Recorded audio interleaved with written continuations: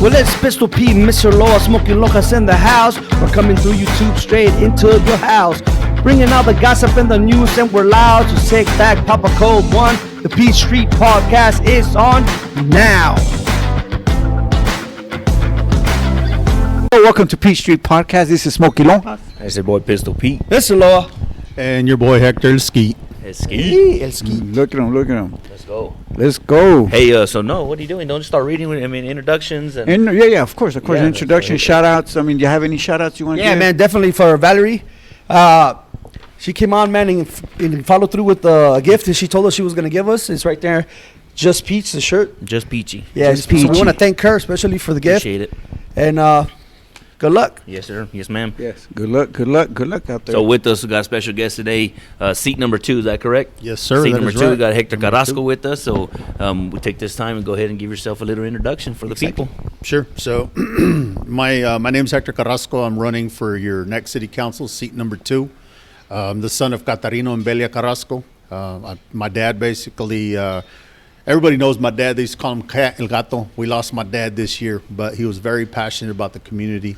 And one thing that a lot of people know about my dad, he was very religious, and he sang at every church, man. I'm sure he sang at all your churches, but shouts out to my dad for his passion for this community. I got some brothers y'all might know, Robert and Rodney Carrasco, and then my sister Jessica Carrasco. So you don't want me to get on that long. I'll just keep going. No, I'll just kind of let you know, and then we'll get more in detail because I could just keep going. Yeah. That works for me. Yeah. I like it. Welcome to Peach Street. yeah, welcome Did you guys, were y'all looking more for a background kind of? No, we'll get to man. that. No. We'll Just get a to little that. introduction because at the end of this whole The whole interview, you're gonna be get your own. You're gonna get your last, couple of minutes, no worries. and then why they should select you.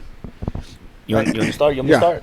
Go for it. Wait a minute. So some of these questions, we'll get into it later. There's some random questions. Sure. A lot of these people are anonymous. Yeah. But everybody has some kind of opinion about something, right? So just keep that in mind when you're hearing some of these things. If it gets out of line, we'll step away. So when running for office, every candidate always has the same cliche quotes for bettering the community, helping each other, and etc.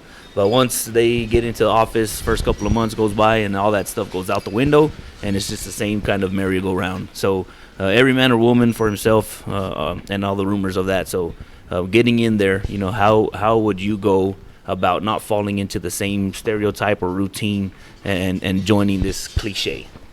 I don't blame him. I was one of those as well. I mean, when I first moved here in 2012 from Austin, Texas, I had a lot of voice and concerns that fell into a lot of deaf ears.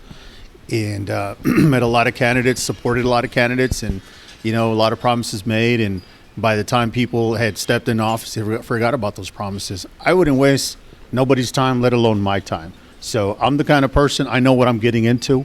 I'm all for the community, but I hear them. So, I've been hearing the same thing over and over about, hey, man, everybody makes these promises. They don't, en español, nomás me vienen a visitar cuando quieren el voto y cuando entran ya se olvidaron de todo.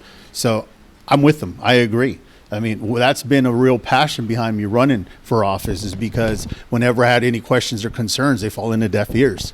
And, you get to the point where you feel like you're just banging your head against the wall, and it's easy to get defeated. And it also loses a lot of interest in politics. And I'm going to get off subject here really quick, but for a community that only has 1,000 people vote out of 7,400 registered voters, they're turned off. So my job is to make sure that I got to motivate them to come back. The average voter is about 55 years up in Pecos, 80%, give or take. So we've lost that younger generation.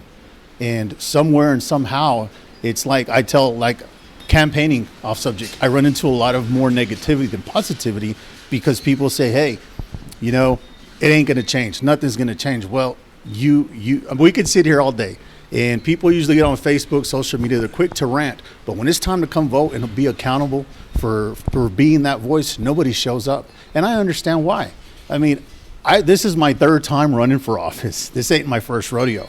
And I'm the same way. I'm like, man, I've told this person this thing. They, all right, this is the famous word I always hear, and they could probably relate. We'll get to that. There's no accountability. So I'm going to be a strong advocate. I'll end it with this. If I were to get into city council, I would want to construct an office for every council member so should somebody have a voice or concern, you can see me face to face and meet me instead of chasing these people. Because whenever I had voice or concerns, I felt like I was inconveniencing my city officials and my leaders, and I didn't like that. And I had to chase them and text them, and I'll get back to you, and I'll get back to you.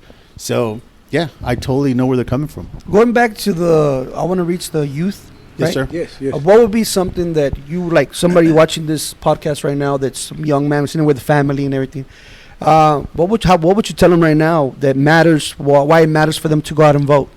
Well, a lot of it has to do with the quality of life. I mean, a lot of these youth, we have a transit population. There's some people that are not from here that are coming to work here, and they're making the good money, but at the same time, they're not willing to move or buy a house because they're used to coming from like El Valle or places in Central Texas. But, out there, they don't pay what they pay here. So what I would tell them is like, look, man, we have to find a better way to improve the quality of life.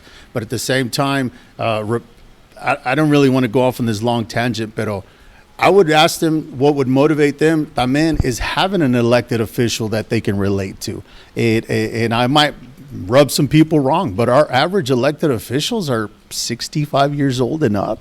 So we need to twist and put different types of individuals into City Hall to have different perspectives on things instead of everybody thinking and just viewing things the same. So, me with my experience and living in other cities and still seeing other different communities, I can relate to a lot of people that are not from Pecos that are used to seeing a quality of life. And that's what Pecos lacks right now, is a quality of life.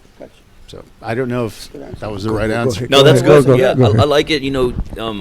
One message that I think, when you said this, was first thing is you asked like how to get them involved. Well, do something about it. Like we also need to do something Yes, about exactly. it, right? When we're around public, youngsters, cast your vote, go out to vote. You got to push it. If they don't know about it, a lot of people don't even know what date it is, the actual election date, so they don't even. Exactly. Especially the kids, they're not paying attention. So if you guys are not getting what he's trying to say, this is what I'm trying to get.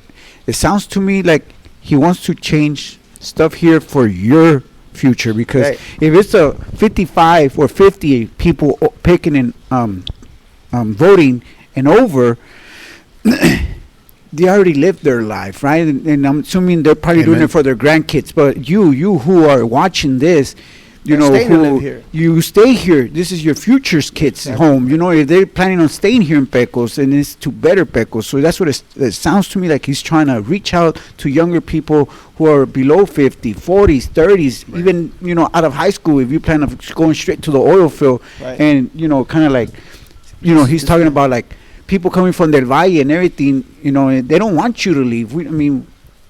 They want you to stay here. And then, I Yeah. guess, is it like something that costs, like lowering down the cost of homes as well? That's why a lot of people don't want to stay here either?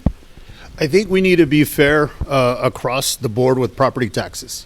I think a lot of there's still, when you think of lowering there's some homes that you can run some comps and your home might be worth $300,000, and then the neighbor's home's worth $150,000. You might own a business that's worth $30,000 for the last 10 years. Then you buy a building and they move that one to $500,000, same square footage. Yep. So, we need to be the same across all the board. Yep. And I'm going to get off subject here, but one thing about Pecos that you always hear in Pecos, when we were younger, everybody wanted to get out of Pecos. Yeah. Your mindset's very immature. It's like, man, I could tell you a story how beautiful this place was in the 80s, man. I really could. We could spend the whole podcast talking about it. But as you got older, everybody wanted to get out. And Pecos is a beautiful place that allows people to make a great quality, a living to where you can live great here. But a lot of the things, too, is with the housing, there's not much land left. So we need to find out. I'm a real strong advocate. I'm a kind of guy, like, for example, I have a company called HM Rentals, and what we do is we buy some land, but we're not those types of individuals that sits on land. You'll see perfect example on Texas Street. We own 3 lots, and we sold those lots to one of my business partners, a developer, and he put constructed homes within 3 months. So that's welcoming more people. Mm-hmm. But you'll see all these empty lots that have been sitting here for 20 years, and there's no way. Right now, the Meadowbrook addition's filling up, and then that's why people also are living in RV parks. But we need to find developing better and zoning more neighborhoods to start expanding Pecos. Right. Yeah. That's good. Yeah. Go ahead. Yeah. So yeah, man. Like I said, I used to hear a lot of stories when I first moved here, and I went to the oil field from older gentlemen. Talk about how big Pecos was. You Yes, know, sir. they used to be bigger than Odessa. And now we see where Odessa and Midland is. So it's like, what happened to Pecos, right? Right. But you're right. You know, that's a good idea to work on that. You want to ask another question, Peter? You want me to Go for it, Loa. Okay, so here's one question. It says, what made you want to run for city council? Research shows that back in 2012, you ran for county commissioner and came up short. Just recently ran for city council as well. What keeps you coming back? Because people remember a disgruntled Hector back then. What has changed this time around? People confuse my passion with disgruntled. Whenever a person is passionate, they Right. confuse that. So when I first moved here in 2012, I ran for county commissioner, and I did pretty good. The people believed in me. They didn't know who I was at the time, and I had been gone for 16 years. But I ended up having that famous coin toss. Last election I ran, unfortunately, we lost my brother-in-law, which was a really tough hit, and I pulled out of the race to be there for my wife's mental health. And I want to thank all the 500 people that believed in me. I came back to the race last minute, but with my wife's blessings, I came back to the race. This year's a little different. We can't sit here all day and talk about, we all as human beings transition every day, every month. It could be spiritually, it could be mentally. You transition into a different person like a butterfly every year. So the person that you knew in 2012 is not the same person in 2025. I could tell you that right now. I've learned to find solutions to problems instead of talking about the problems. I'm campaigning, man. I'll be honest with you. There's certain people that I'll talk to, and they're saying nothing's going to change. I'm not going to vote. I move on to the next one, right? We could sit here all day and say we need to do this, and that. Show me how we're going to do that. What can we do to do that? But yeah, disgruntled. I wouldn't say disgruntled. Passionate, very passionate. Oh yeah, I get that too. I do this at work, right? And when I speak, I have to tell my boss, forgive me, I'm just passionate at what I'm saying. I might seem upset, but it's just because I'm truly believing what I'm saying, right? So, yeah, I understand that. I get you. And you got to have a sense of caring. You have to. If you're not caring for what you're doing, then I don't want to waste my time, let alone my time and the people's time. Yep. Okay, We don't here's have the time next to one. waste. What is Hector Carrasco's great accomplishment, and why beneficial to have him serve as the next city council member? What skills or qualification would he bring to the role? Man, that's let me pause on that one. Well, let me start off at a very young age. I was in the United States Air Force. I served there for 8 years. And in the Air Force, I got thrown into a position of leadership. They send you what is called ALS, Airman Leadership School.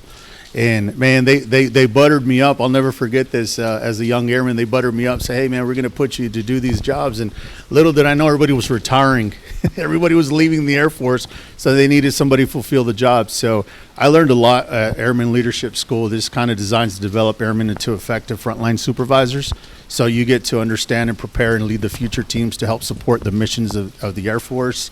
In the Air Force, I did security forces, which we could fast forward to here later down the road. It's helped me start my security business. But I also did a lot of operations management, command and control operations, stuff like that. Worked at Apple. Well, let me rewind that really quick. But I went to City Hall. I've been in the security field for a long time now. I worked at City Hall for a director. I was a young director of security for the mayor, Will Wynn. And in that, I was exposed to politics at a young age because I worked at City Hall. And I was able to see the development, and this guy was a business developer, and he revitalized the downtown of Austin. So that helped me see a lot of things in different perspectives. Came back, well, let me go back. Left that. Apple hired me in 2007, and these little devices here, I was part of a revolution that will forever change my mind. And the world, the way I see things, it helped me how to think different at Apple. So I became a product support specialist for the first iPhone design in 2007. Shout out to Aldo Caldo. Me and Aldo Caldo started the first Apple Hispanic Association, which helped network and help develop and better employees instead of just being a resume. So that helped me network with people of all backgrounds, including meeting Steve Jobs and stuff like that. Came back to Pecos, started my first company. Been doing that for 10 years now, Spartan Protection Services. We're the leading industry in the oil and gas. We do protection, executive protection. We do safety, security. Started a nonprofit organization, which I run, which we give back to the community. We help build future leaders. We offer scholarships. I'm not a kind of person that I need to be on the newspaper for everything I kind of do, but we always give back to the community. We had a local drive recently where we gave 100 heaters out to some, senior citizens, stuff like that. Our nonprofit recognizes a lot of local community heroes. We give back to the community. It also helps fund and house low-income housing, stuff like that. I'm the owner and CEO of HM Rentals, which is we build and invest in home building as well. So we partner up with that. We're doing some projects in downtown El Paso, El Chuco. Shout out to El Chuco, where we're trying to revitalize downtown as well. So with my experience, I have a multitude of how to develop relationships. That's what's kept me a very successful business owner. But I'm also a down-to-earth person. I'm very thankful for everything that my Lord Jesus Christ has ever given me, and I'm very humble. I never forget where I come from, and that helps me easy to talk to people. I'm a people's person. I'm a person that anybody can come up to me, and what you see is what you get, and I've never changed, regardless of my outcome, because I know one day God can humble you. So very humble beginnings with that. I own Chango's Axe Throwing. I mean, that's another conversation, but I've surrounded myself daily with a lot of people, multimillionaires that trust me with their businesses, people from Russia, people from China, that we're doing security for Bitcoin companies, oil and gas companies. I know how to develop relationships. I know how to ask the hard questions, and I know how to be proactive, not reactive. In order to be a successful business leaders, you got to understand budget and unnecessary spending. So I could sit here all day and do a phase 2 of a project, but for most people, I think in order for you to be as successful overall, you got to find solutions to problems. And I keep mentioning this. I mean, in the last 2 months was in Kyle, Texas, Victoria, Texas. I've been in conferences and phone calls with code enforcement people and asking them, how did you succeed and what softwares do you use to make your beautify your community? I researched the Texas Municipal League organizations where communities come together, small towns that learn how to beautify and uplift their communities. I'm all for small businesses in Pecos, man, too. I think we got to take care of our own businesses here before we're over here, helping out these franchises. I'm all for franchises, but why not take care of the ones that have been putting in the grind and the 20 years plus and help them give incentives and programs like that? So what makes Hector Carrasco qualified? Hector Carrasco is willing to put in the work. I mean, I have a 9-year-old and a 4-year-old, and I run 4 companies, man. I ain't going to waste nobody's time, let alone my time. But if somebody's going to step up to the plate to run against these people that keep going unopposed year after year, then I know damn well I can do a hell of a job. All right. Yeah, way to swing it around. Yeah, I like that. Man, I like the unnecessary budget stuff. I just recently got put into a position at work where I'm having to keep up with budget, and when you're talking to high numbers this way, it gets a little difficult. What would you do to help? What we're seeing now that's not working. Honestly, eliminate unnecessary spending. How do you do that? How do you go about actually getting rid of that spending? First of all, you have 72 hours before a council meeting to understand what you're going to be looking at. I see when people off subject are speaking at public comments, we still got council members like this looking at what's going on, and they're not even giving the respect to the individual that's voicing their opinion. You got to be able to, if somebody were to propose to me, for example, recently, I am going to mention something recently. These trash cans, man. Let me pull up my laptop here. Man. Let me pull up my laptop here. I'm going to get off subject. You talking about unnecessary spending. The famous trash cans.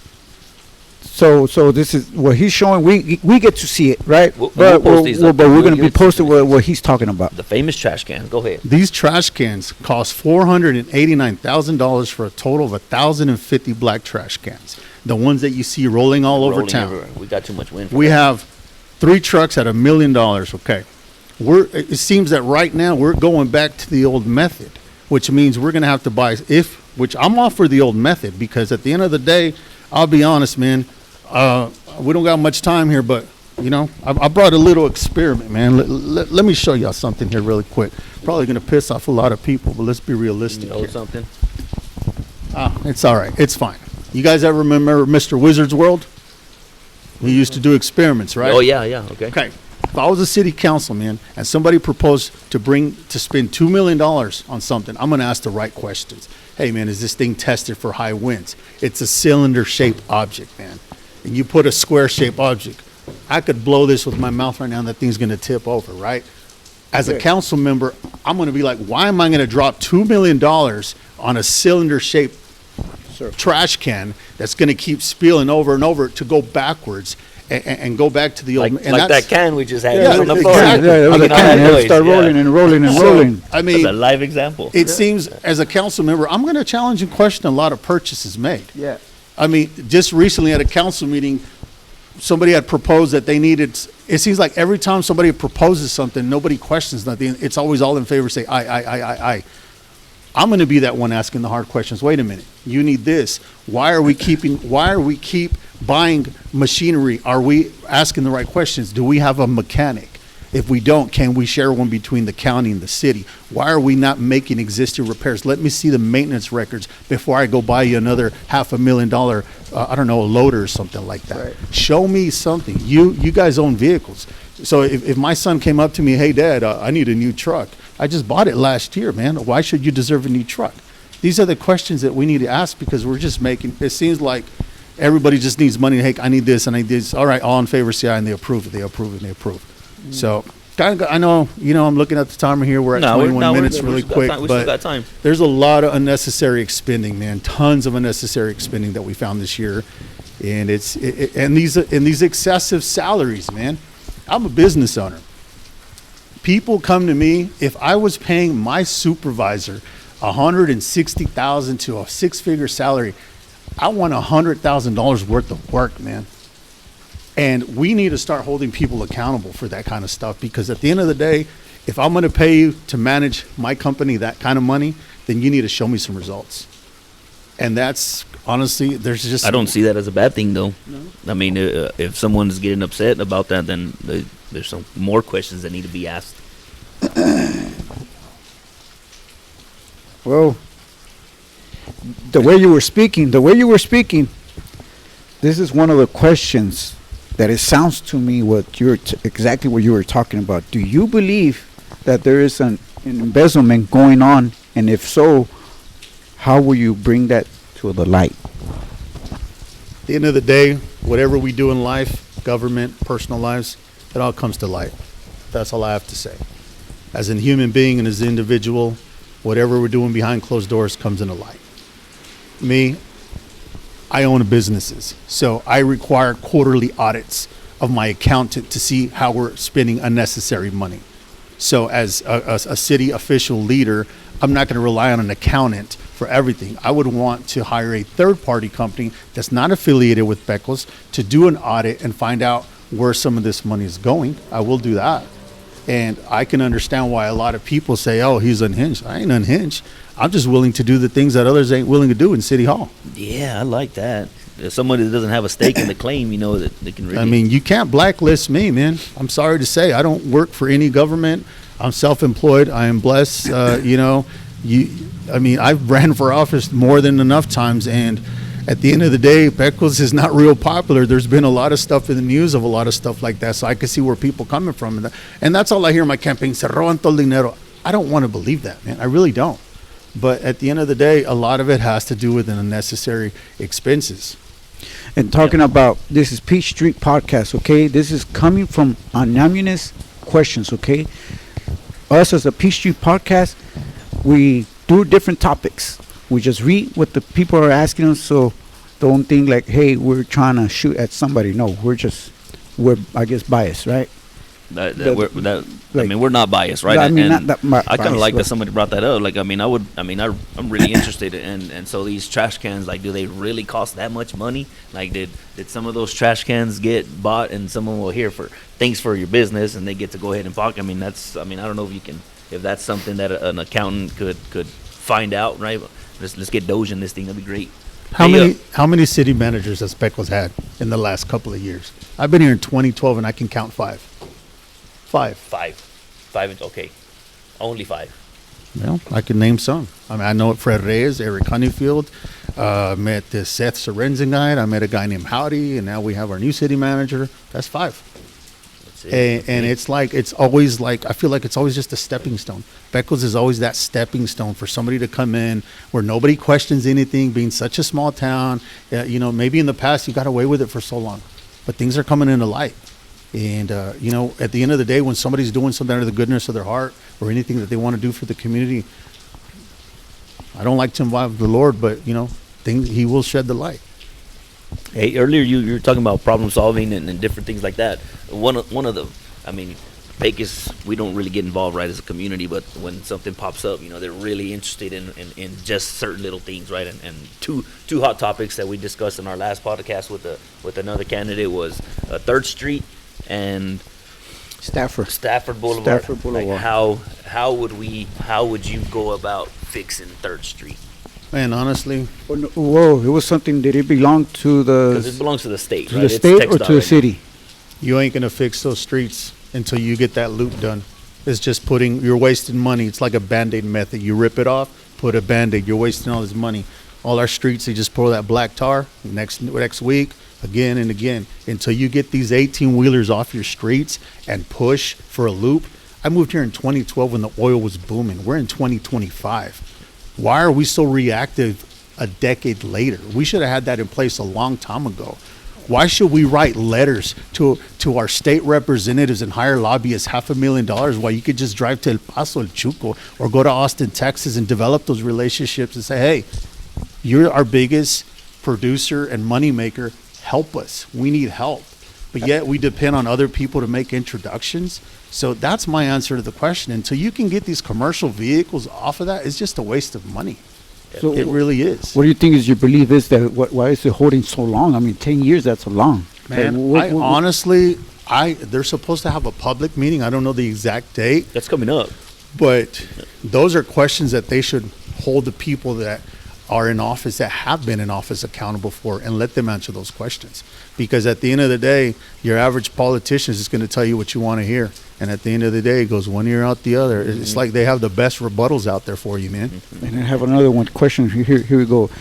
Earlier you just mentioned they have 72 hours. They get introduced to the city council. Who comes out with that? Who comes out with that 72 hours? Who comes out with the plan and say, hey, this is what we're gonna. This is the this is the agenda. You guys vote on it. You got 72 hours. Who comes out with that? Who told them like, hey, make this as like, for example, the loop, and who comes out with that loop? The loop or just the The question? idea, the you mean? questions, The yeah. idea of it? For The idea, yeah, the idea, right? Like, for example, the pool, right? They said they were supposed to make the pool. Mhm. Who comes up with it and say, does he has a boss? Does the how can I say it?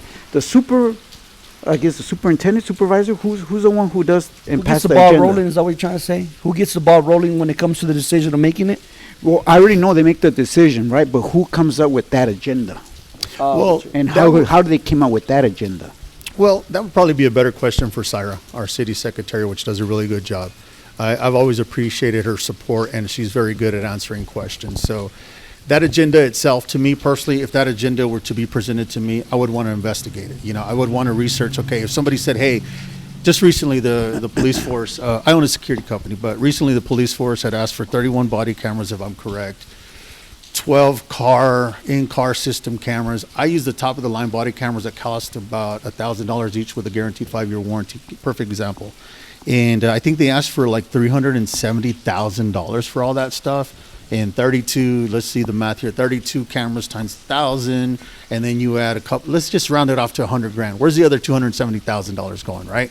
So that's the kind of thing that will catch my attention to say, hey man, let me look more into this. But that was just an example. I mean, the police department does a great job, nothing against them. But, you know, those agenda items, that's more likely a question I would ask the city secretary. I'm not going to BS you. Yeah, I can't answer that Okay, right okay. now. I got a question for you right quick. If you were elected, what are some changes that you have in mind that are not in place yet? Well, a lot of changes is start developing a better quality of life. I don't just run on one platform, but I'm a coach. I've been coaching here for a long time. I have a 9-year-old and I have a 4-year-old. And, man, it's my eyes hurt whenever I go to the park, man. I'm playing with playground equipment I played when I was 5 years old still. I mean, there's some At the Rocket Park, for example, I mean, I have a slideshow here. You know, I got into politics. I first got into politics in 2012 because I created a petition here really quick. And it was a petition that I had everybody sign because they wanted to knock down the Rocket Park, which is a landmark to me. And I presented it to a lot of the council members. As you could see there, a lot of them never responded to it. So, you know, I was the kind of person that I would knock down the Rocket Park and I would modernize it. I would also repair pre-existing baseball fields. But you always hear there's no money. There's money everywhere. I mean, you got your grants with the Texas Park and Wildlife. They're called local park grants, recreational trail grants to improve the quality of life and also lower. There's a lot of people in Pecos that, you know, some are diabetic and they like to go for a walk. But where can you go for a walk in Pecos? Nowhere. Yeah. I mean, there's not much places to do. So you also, going back to there's no money, you got the hotel and sales tax to repair existing ball fields. You got oil and gas royalties that you can use. In Midland, you know, they have the oil and gas extraction on public lands that could fund city parks through federal programs. You also have sponsorship from all these companies that want to come in. Everybody wants to come into Pecos and cross the toll, but nobody wants to pay the charge. You go to Odessa, Midland, you see all these beautiful parks, Dennis the Menace, sponsored by so-and-so and so-and-so. I mean, we just don't have a plan to put in place because there's a lot of complacency. And I'm over here coaching little girls that are falling down on uneven surfaces of baseball fields that are not even upkept throughout the whole year. I mean, let's cut the BS. It ain't hard to drive around Pecos. It takes 30 minutes to drive around the whole community to see that our parks are from 1980. The playground equipment's old, but our priorities are mostly on spending money. Like, hey, let's just go extravagant and build $70 million. Phase 2, for example, Cyclone ball field. Was it necessary for a field the Cyclone's amazing, but it still ain't making money. As a business owner, why would I want to invest another $25 million into phase 2 that's not making money? And if I did, it was going to be more innovative by building an indoor training facility or something that offers kids to get out of this crazy weather to where they could practice indoors or put a wow factor to it. But it seems like nobody can really put their, it's just like, it's always, hey, let's approve. So there'd be a lot of changes, walking trails, biking trails, disc golf courses. I mean, I could be here all day. I like to hike and mountain bike, man. I mean, Hey, one of the, just real quick, right? I was, you know, when you were saying the cameras, going back to the cameras and 100,000 or so, we can round it up even maybe 20 more thousand on that. Yep. There's still about 200,000. And I was like, well, man, all we got to do is go find the money. And then I see your little slideshow here, and it's exactly what I was thinking. Go find the money. There's money. Go there. find the Just money. Find it. You got to find it the right way. You got to spend correctly. I mean, I'm not in politics. I'm not part of it. I don't know and understand how it works, but it does seem, you know, pretty much cut and dry. You have a certain amount of money, and don't just throw the money because you got the money. Do the research. Hey, this phone is going to cost $1,000, so instead of paying $3,000 for it, let's pay $1,000 for that phone, and we can get 2 more, or we can use those other extra $1,000 for something else. Right? It seems pretty simple. Just doesn't seem like anybody's actually putting that to practice. Can I tell you something that was a real insult to me, honestly, that made me want to run for office? I was coaching Little League, these little girls, and I went to go express my, my concern to say, hey, man, why are we not keeping up with these parks, man? The backstops are wide open. The balls are falling out. There's no access to restrooms. You should be embarrassed. The dugouts from 1970s, I guess. And they said, hey, Mr. Carrasco, you got the money. How would you feel if we put your name on the plaque and you could rename the naming rights? That's an insult to me because everything that I ever worked hard in my life goes to my kids and the future of them. Why a government that I pay taxes to should be able to provide that quality of life. But yet you're telling me, I'm not a guy that likes a feather in my hat, so you ain't gonna see me if I were to get into city council, putting my name on plaques and wanting to be there for all the wrong reasons. I'm gonna be there to be that one person to get up there and make a difference. And find a way to make a difference. And if I can't find a way, over, under, sideways, whatever. If I still can't find a way, I'm going to Austin, Texas, baby. Let me go find my representatives. Let me go talk to them. How can you help us win? Yeah, just win. Hey, one more thing, right? So the Pecos, right? Pecos hot topics, right? The things that these people are concerned about, 3rd Street, you know, and the cars parking in the yard, right? So this one, some of the comments that I've seen and heard people make, it kind of, for whatever reason, it's really important to people. So what is it what are your thoughts on that? Not being able to park in your yard unless it's graveled? I'm not too concerned about that right now. I would like to put in the back burner and maybe table the item and get to things that are really important. I think right now I wouldn't really focus if people can park on their yard or not. I'll be focused on when I drop off my little girl, and I'll get off subject here really quick. Just go to Lamar Elementary, look across the street. Go to Zavala Zavala. Look across the street, abandoned homes. You don't believe me? Google Earth it. They'll tell you from 2012. They've been there 10 years, bro. So why am I worrying about petty things while I should be addressing the major things, right? We got buildings like that ice house by the railroad station. Been there 40 years. Man. 40 years. Where's our building enforcement? Where's our code enforcement at? Where's the enforcement, right? But we're worrying about people parking in their yards. But we it's like the other day I heard in a meeting, oh, the elections are around the corner. They got 10 days to pick up their signs. You haven't even picked up trash in 20 years and disabled motor vehicles have been there for 15 years. And you want to worry about the little things such as an election sign? Come on, man. I like it. Yeah. I like it. Shh, quiet over there. Benefits of being So outside. if that comes off as he's disgruntled, no, man. No. Let's call No. it for what it is. Yeah. My little daughter tells me, Daddy, our school is beautiful, but look at this, man. That's right in front of Lamar That's right Elementary, across the man. street, huh? Yeah. No, yeah, it definitely needs to be cleaned up. There's a lot of things that do need to be cleaned up.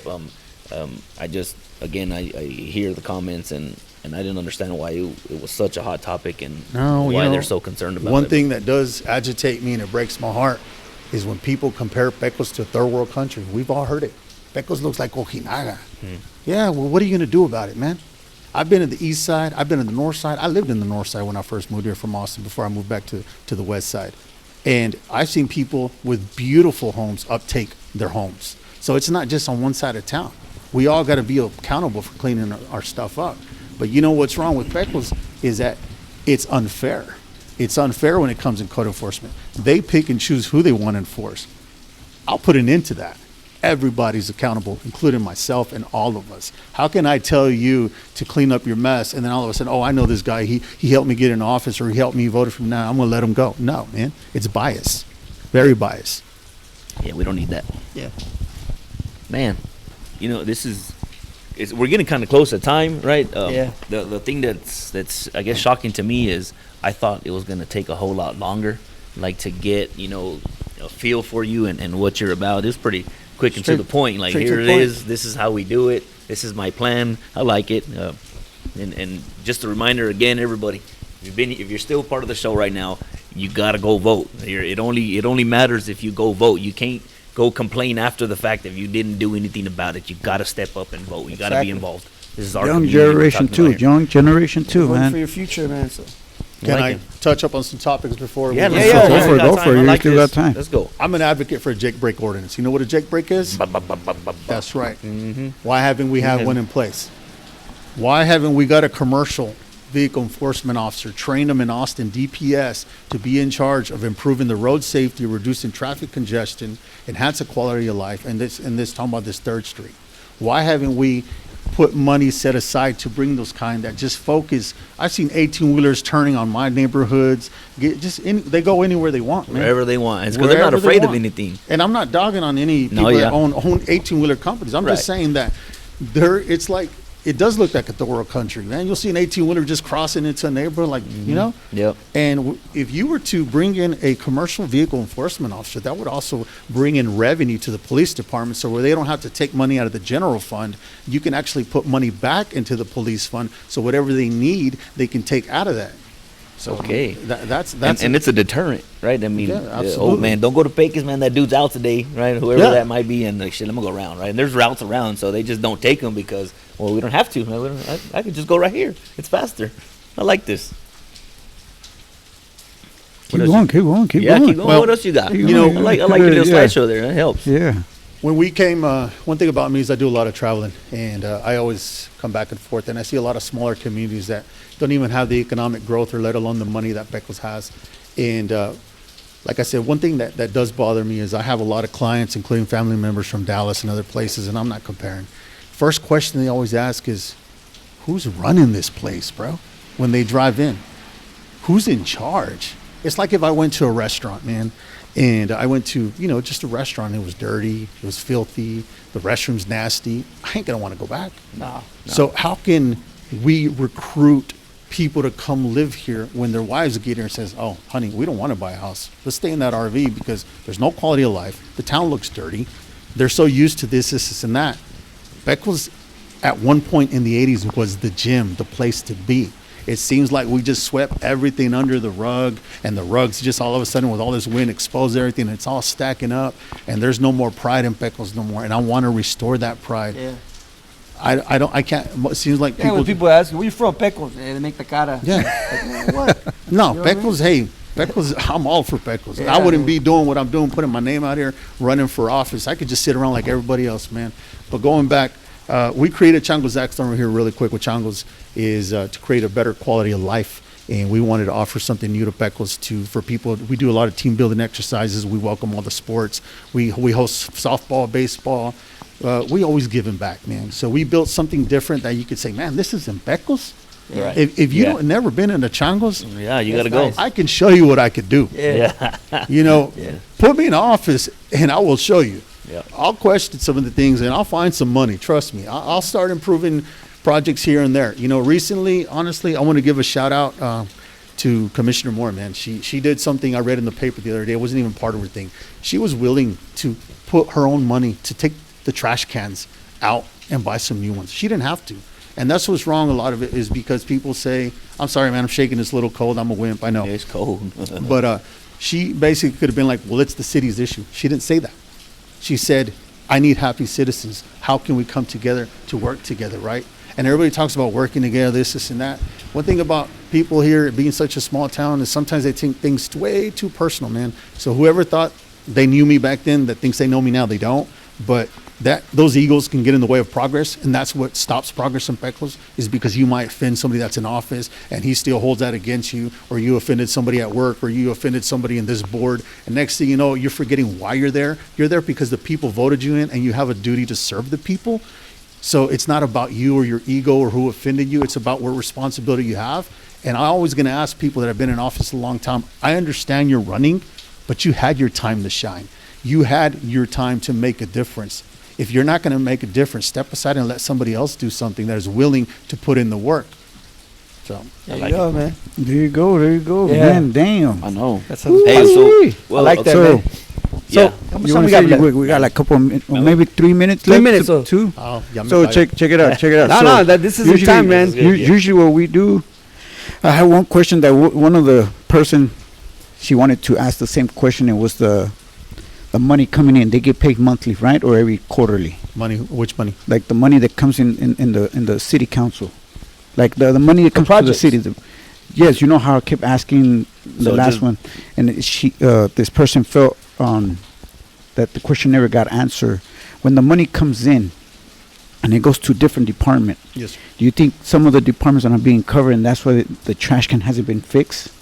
I think a lot of it has to do with, to be honest with you, as citizens, we have access to what are called open records. I would encourage anybody that has any money questions to go to the city hall and do an open records request to have any questions answered. And they're really good about it.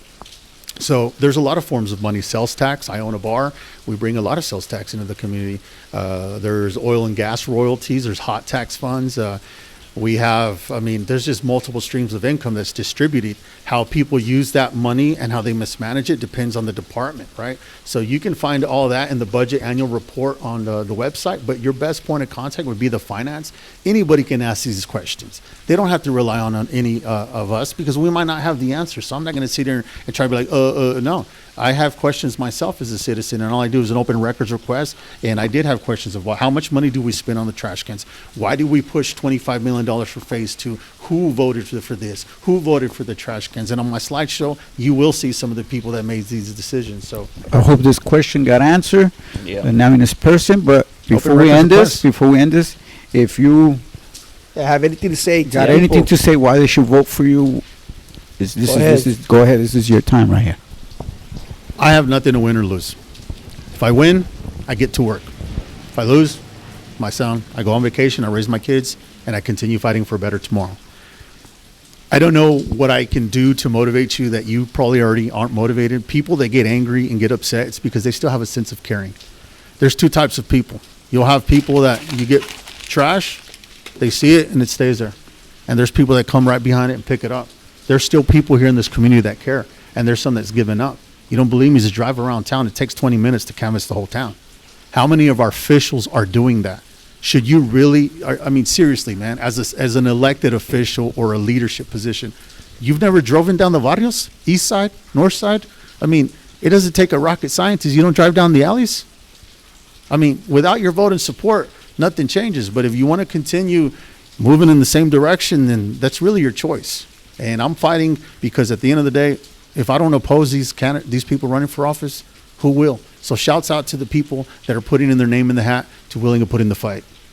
Dang, That being said, guys, that's about it. Our time has run up. Yeah, it looks like we're out of time. Yeah, I enjoyed it, guys. I enjoyed it, and I would love to come back. Having you Yeah. out here for Not real. just politics, but for Yeah. other stuff. Okay. Yeah, Yeah, that'd we be- got some stuff we Yeah, can do, definitely. and definitely it was. Some steaks. We're not watching no football though. That's off the table. But again, man, Hector, thanks for coming out. We Yes, really thank you appreciate so it. much. Again, y'all go out and vote. And signing off, right? That's your boy Pistol Pete. Mr. Loa. Smokey Lonjas. Hector, Carrasco. See you in the next one. All right. All right, guys. Bye.